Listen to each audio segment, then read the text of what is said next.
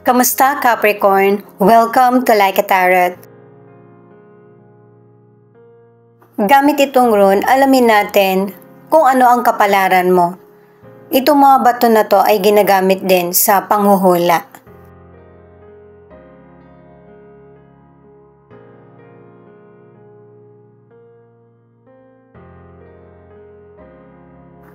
Itong AWAS, anuman ang gender mo, ay pinapahiwatig na ipagpatuloy mo yung pagiging makadiyos or yung pagdarasal. Maybe dahil sa busy ka, hindi ka nagkakaroon ng time.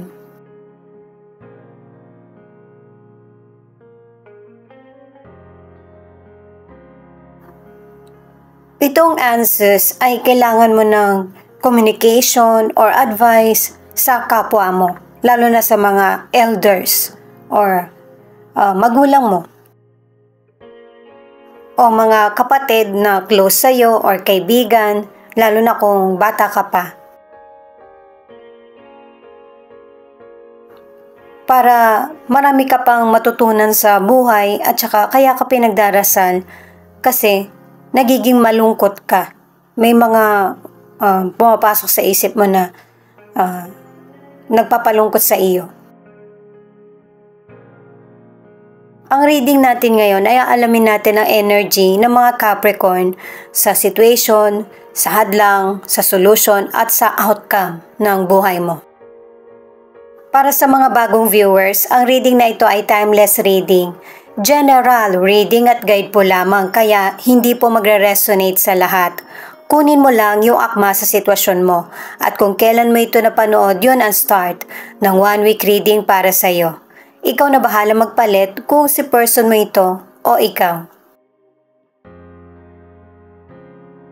The Sun, Queen of Pentacles, Knight of Pentacles. Ito yung mga cards mo para sa situation. Itong mga cards mo pinapahiwatig na dapat ang sitwasyon mo sa buhay ay yung ine-enjoy mo na. Yung kita mo at saka yung masarapin yung buhay ng mas masaya.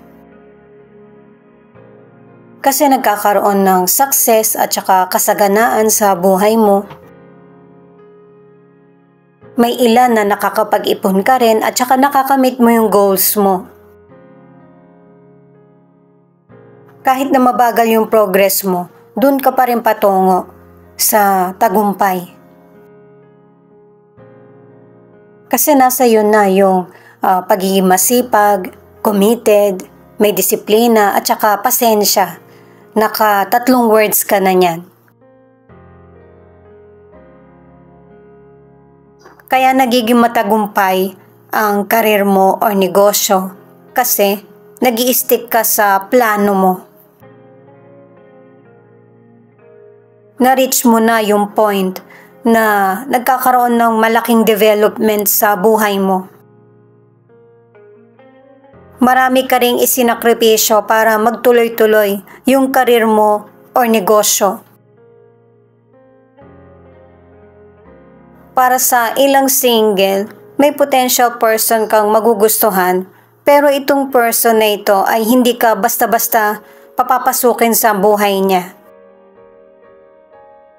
Ang gusto ng person na ito ay yung seryoso na relasyon at pangmatagalan. Mabilis din bumitaw itong potential person kapag kaalam niyang hindi nagiging maganda yung impluwensya mo sa kanya. Ano man ang gender ng person mo, ang ilan sa inyo na nasa relationship ay strong at committed ang relasyon nyo. Loyal din ang person mo sa iyo. Ang tanging focus ng person na ito ay yung pagbuo ng pamilya na masaya at tahimik. Ace of Swords, 4 of Pentacles, Ace of Pentacles. Ito naman yung para sa hadlang. May mga person na Capricorn na nare-realize mo na hindi lang yung material ang importante sa mundo kahit na kailangan mo ito or magkaroon ka man ng sapat. Ang ilan naman ay nakamit mo na yung tagumpay sa buhay. Kaya ito yung time na ibinibigay mo oras mo sa family mo or sa person mo. Bukod sa financial, meron pang mas importante. Yung panahon mo sa person mo kasi yun yung hindi mo mababalikan. Sikapin mo na balansehin ang lahat para wala kang pagsisisihan or panghihinayangan. Ang ilan sa inyo sa financial, sinisikap mong mag-ipon para magkaroon ka ng sarili mong bahay or makabili ng mga bagay na gusto mo. Ang iba naman, gusto mo kasing makapag-travel or magtrabaho sa ibang lugar, kaya nag-iipon ka. Ang nagiging hadlang, kaya kahit malaki yung kita mo or kumikita ka, hindi ka makaipon, yun ay dahil sa nangunguna yung emosyon mo na kapag may nakita ka, gusto mo mabili mo agad. Medyo i-control mo yung sarili mo sa mga bagay na pwede mo naman ipagpaliban. Unahin ang mas importante sa sitwasyon mo. Para sa ilang single, meron kang person na makakagaanan ng loob. Kahit gusto mo na itong person na to, ay pinipigilan mo yung sarili mo kasi iniisip mo kung ready ka na ba talaga. Pero ito yung ibinibigay sa'yo ng universe para makapagsimula kang muli. Ang ilan sa relationship, nagkakaroon kayo ng problema ng person mo kasi nagkakaroon ng selusan, may matanong, o kaya yung may pagdududa yung person mo sa iyo. Pansinin mo din yung sarili mo kasi baka meron ka nga naman talagang nagawa. Huwag kang magalit sa person mo.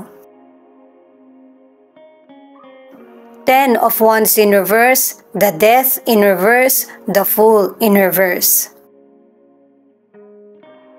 Itong mga cards mo para sa solution ay sabihin mo yung mga bagay na hindi mo kaya at saka tumanggi ka rin kung hindi mo alam or yun nga, hindi mo kaya.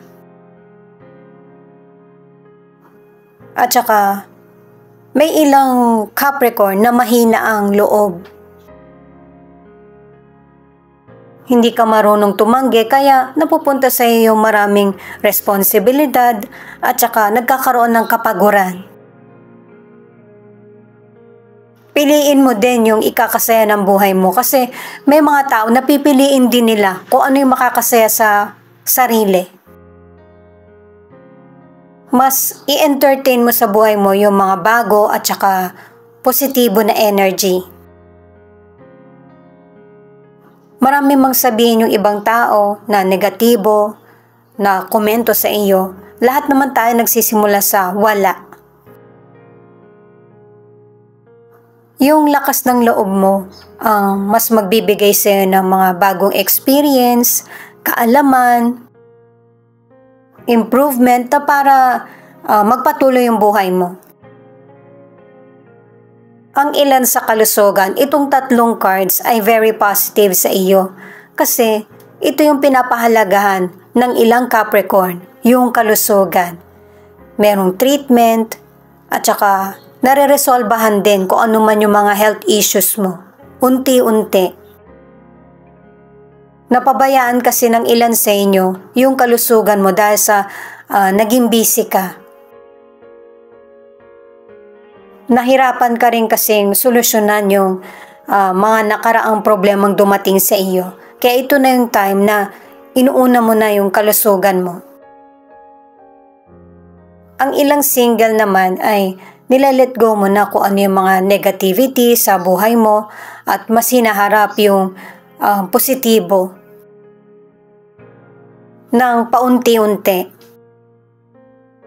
Makakabuti ito sa iyo para mas mapunta ka or makakilala ka ng person na akma sa iyo.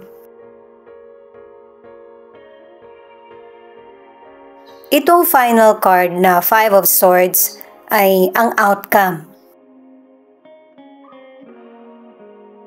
Inilalayo mo na yung sarili mo sa alam mong negatibo ang dala sa buhay mo. Kaibigan mo man ito or family member, mas nagfo-focus ka na sa halaga mo.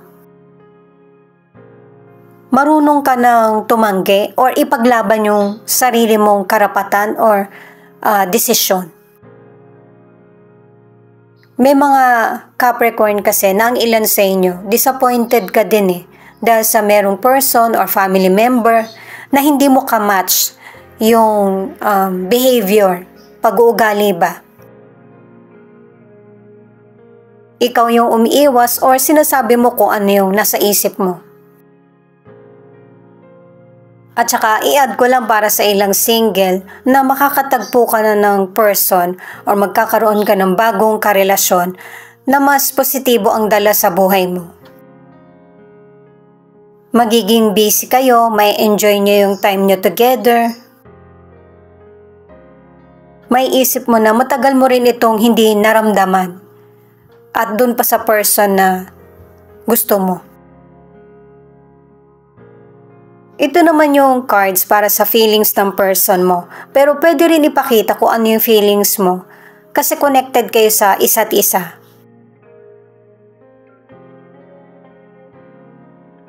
Mas lamang na na-attract yung person mo sa iyo dahil sa meron kang itsura. Bonus na yung pagiging mabait mo. May mga times na hindi kayo magkasundo pero marami din kayong pinagsamahan na taon ng person mo. Ang ilan sa inyo nag-start kayo ng person mo na bilang magkaibigan. Doon niya naramdaman na masaya siya sa iyo at saka nakakaramdam ng kapayapaan.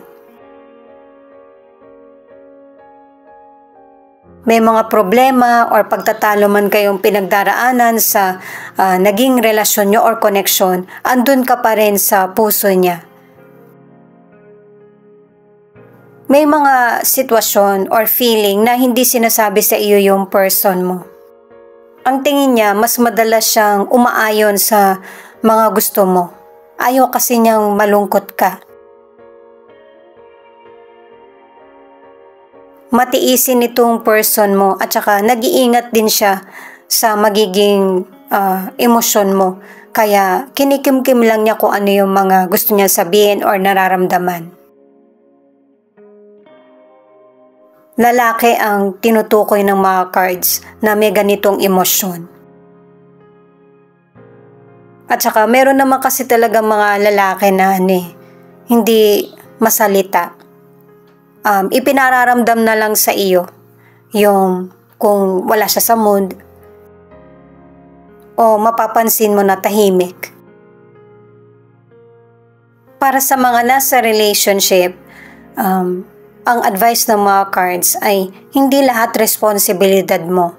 Dalawa kayong magtulong ng person mo para mabawasan kung ano yung mga intindihin or stress. Pero may pagkamatigas yung person mo. Ang gusto niya, siya yung masusunod. Kaya nagkakaroon ng problema ang ilan sa inyo sa relasyon.